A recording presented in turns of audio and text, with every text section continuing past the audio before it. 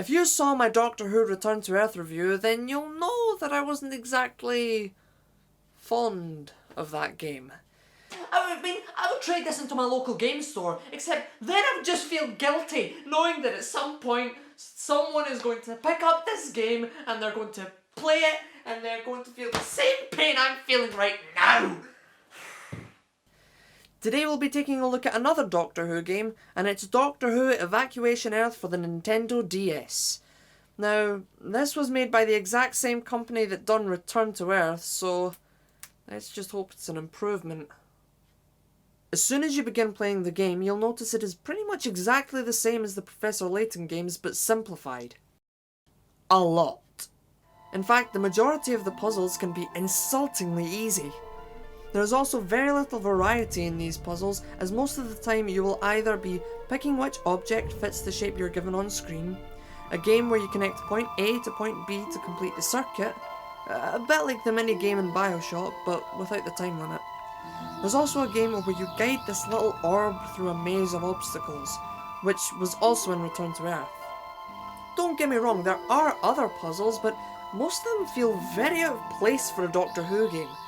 I mean, picking out plants, sorting out bunk beds, packing some guy's suitcase. I mean, I've been playing this game for half an hour and I haven't seen a Dalek or Silurian in sight.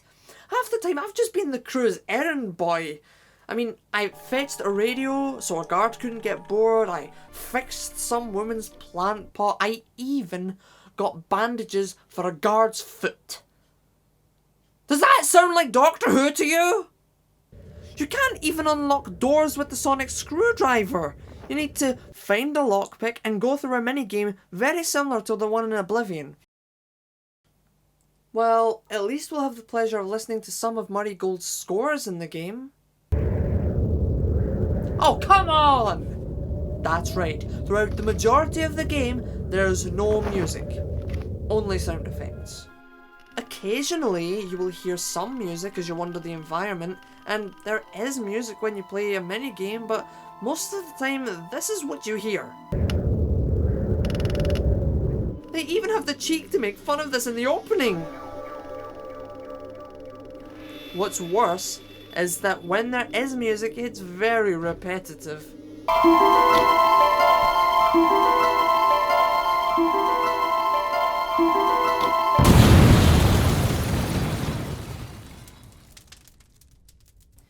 You know, I feel like there's only 3, maybe 4 tracks used in the entire game.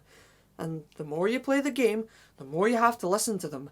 The more you have to listen to them, the more tempting it is to just mute the game and listen to the original soundtrack. So, what are my final thoughts? Well, it's a little bit better than Return to Earth, but I still don't like it.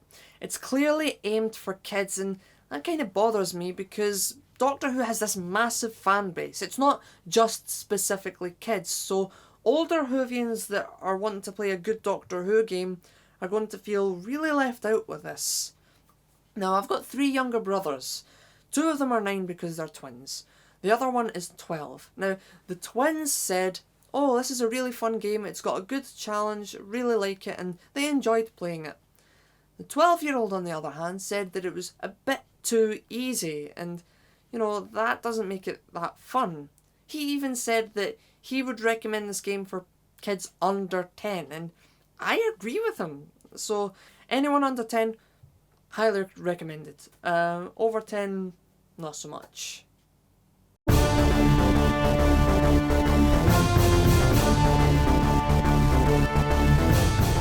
Thank you so much for watching the video. I hope you all enjoyed it, and if you did like this video, then please hit like and subscribe. You can also follow me on Twitter or like me on Facebook if you want to keep up to date with the channel and see any future videos a few days before it goes public. Now, I have nothing left to say, and I don't know how to wrap this up properly, so bye!